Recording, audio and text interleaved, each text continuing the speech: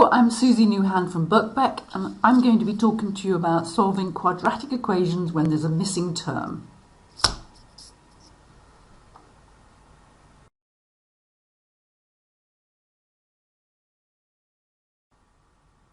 Okay, so let's start with this equation, and we notice that it's only got two terms when the other quadratic equation questions we had three terms.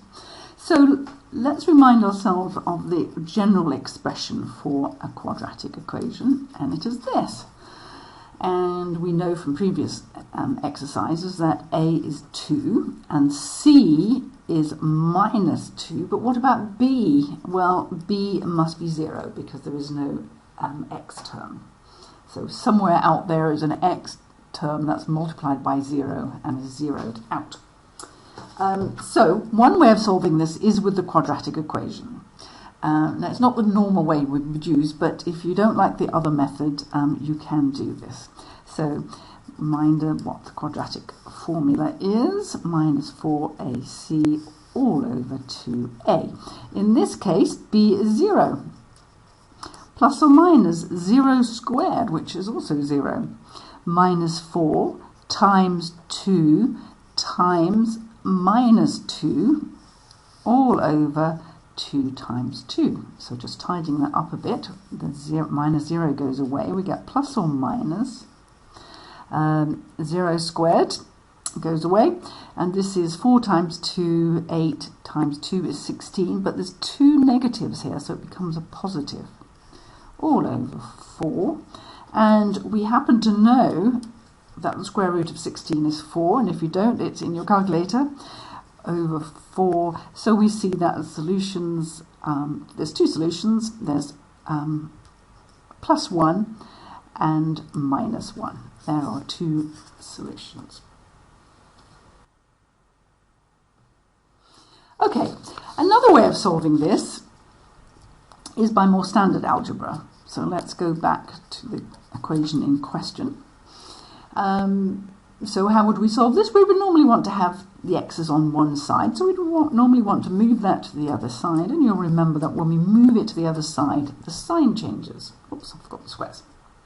Okay, we want x on its own, so we need to divide both sides by 2, which means that we get x squared equals 1.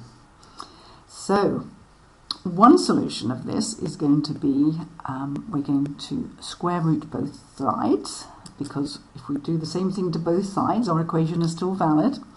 So 1x is the square root of 1, which is 1, because 1 times 1 is 1. However, remember, quadratics always have two solutions.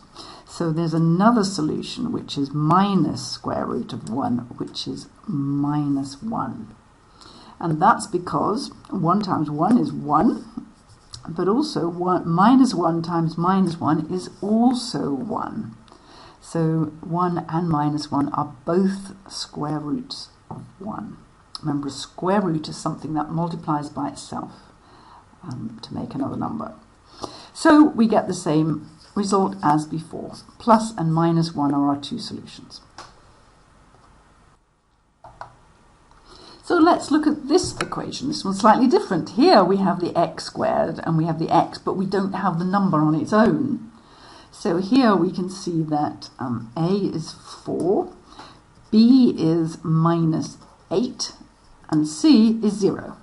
There's an invisible 0 there, so we count that as 0. So let's do this with the quadratic equation, although again, we wouldn't normally do it like this, but it's fine if you prefer this method. So minus 8, remember that's minus b, so I'm putting it straight into the equation this time. B squared minus 4 times 0 all over 2 times 4 over 2 times a. So let's tidy that up. Minus makes a plus, plus or minus. 8 minus 8 times minus 8 is 64. Minus 0, so it's just 64. 2 times 8 is 8. So what's this going to be then? It's going to be 8 plus or minus the square root of 64, which I happen to know is 8, all over 8. So there are two solutions. One is 8 plus 8, 16 over 8 equals 2. The other one is the negative version, so 8 minus 8 is 0 over 8, and doesn't matter what we divide 0 by, it's still 0. So there are two solutions to our quadratic. Right, but we can also, using more standard algebra, solve it another way. So here's what we're trying to solve. Okay, and the way we do this is we factorize out an x. And I can also factorize out a 4 here as well. So here's me factorizing out. Minus 2 equals 0. We can check our factorization is correct, because when I multiply this by everything inside, I should get that. So 4x times x is indeed 4x squared. 4x minus 2 is 8x. Why do we do that? We do that because of this important little bit of logic that we use. We've put it in the form of two things multiplied together equals 0. So we know without a shadow of doubt that these two things multiplied together, one or both of them must be equal to 0. And we traditionally just assume both are equal to 0. So if one or both are equal to 0, it means that 4x is equal to 0. And the only way 4x can equal 0 is if x is 0. Because 4 is never going to be 0. And it also means that this other thing must also be equal to 0. And if x minus 2 is equal to 0, then x equals 2. Here's our two solutions to our quadratic, which, thankfully, are the same as those two. So we have other ways of doing it. So that's when there's only two terms in a quadratic. The x squared term will always be there, otherwise it's not a quadratic.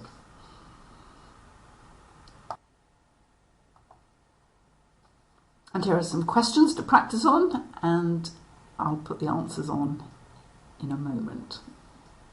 So good luck.